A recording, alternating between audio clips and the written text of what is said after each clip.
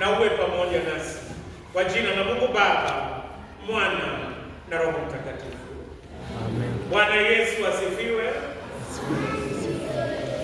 Tuketi chini tafadhali. Nataka niwaambie karibuni kwa msimu wa saumu. Msimu wa saumu ni siku 46 isipokuwa Jumapili. Kwa hiyo itakuwa siku 40. Siku 40 ya kufunga, kuomba na kutubu. Na leo mimi nataka niwaambie wapendwa, leo nataka tuangalie Zaburi ya 51. Zaburi ya 51 ni zaburi ambayo tumesomewa hapa kwa muda mchache uliopita, na singependa kurudia kusoma zaburi hii. Hii ni zaburi iliyoandikwa na Daudi. Daudi alitenda dhambi mbili kubwa na mbaya. Alipotenda dhambi hii, yeye akafikiri ameepa uso wa Bwana, lakini Mungu akatuma mtumishi wake aliyeitwa Nathan, akamtuma kumkumbusha ya kwamba anastahili kutubu. Kwa hivyo kitu kimoja ambacho tutafanya msimu huu wa saumu ni sisi kutubu.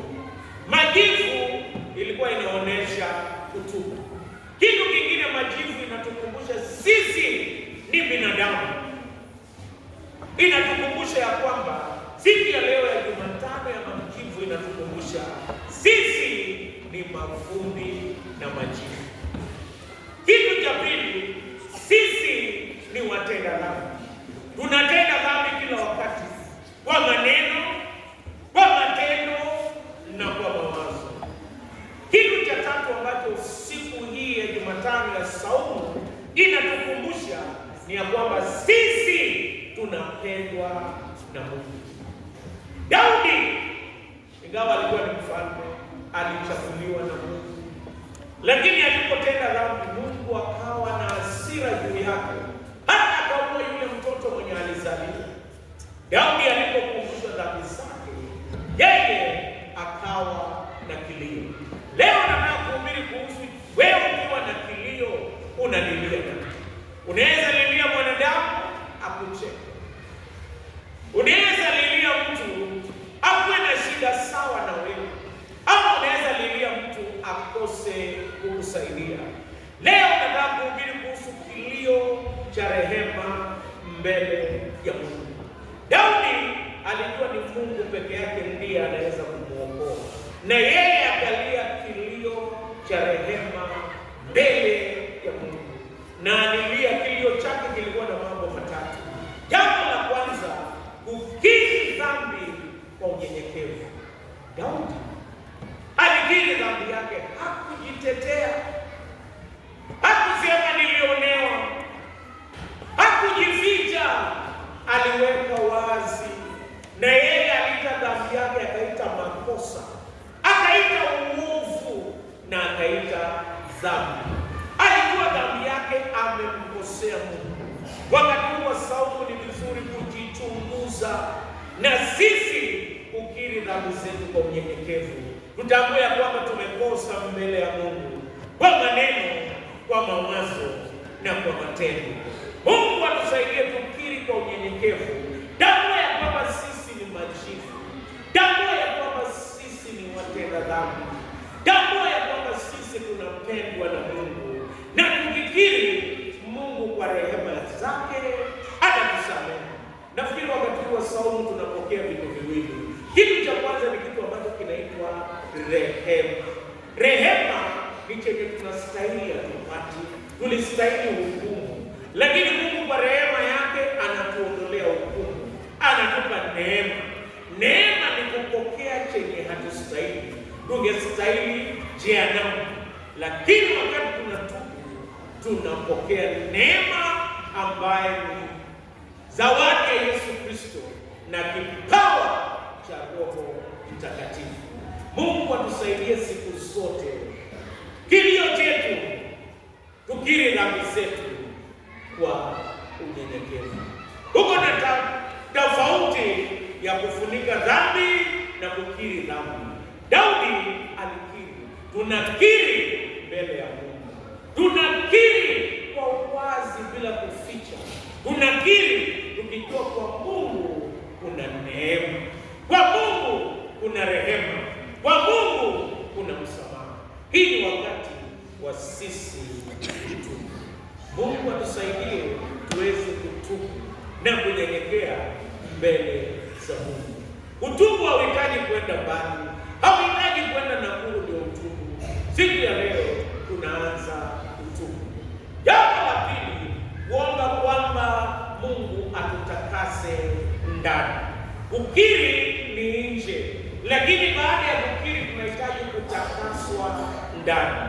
Mtu akiiba anahitaji msamaha kwa kuiba.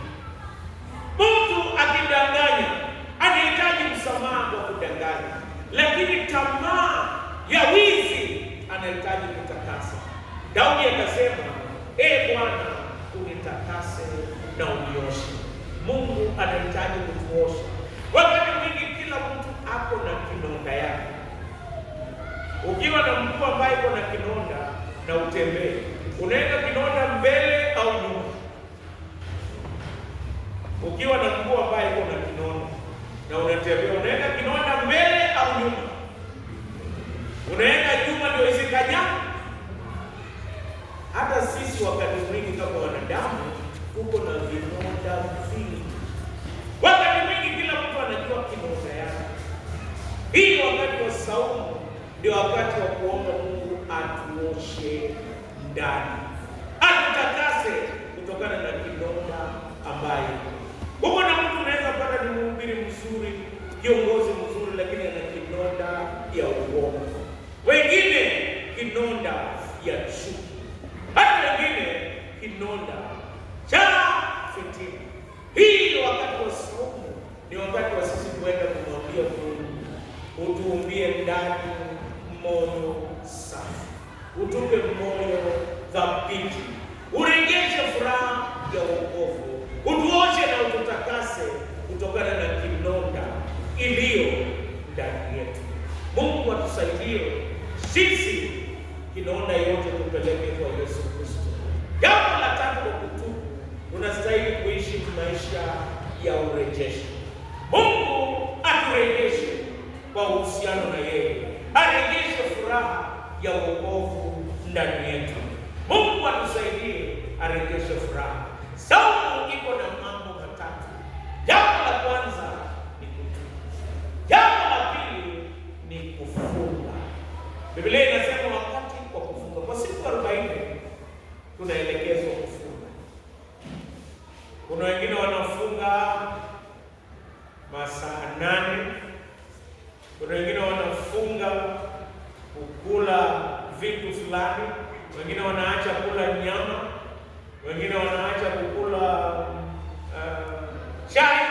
Nafikiri hata chai watu wakifunga ni mzuri. Kuna wengine chai imekuwa kama ugonjwa, na akikosa kunywa chai atakuwa mgonjwa. Wakati huo saumu hata ni mzuri, unaweza sema nimefunga kwa siku 40 sitakunywa chai. Na hiyo tofauti ya kufunga na hunger strike. Hunger strike ni kuahirisha kukula, lakini unakula baadaye.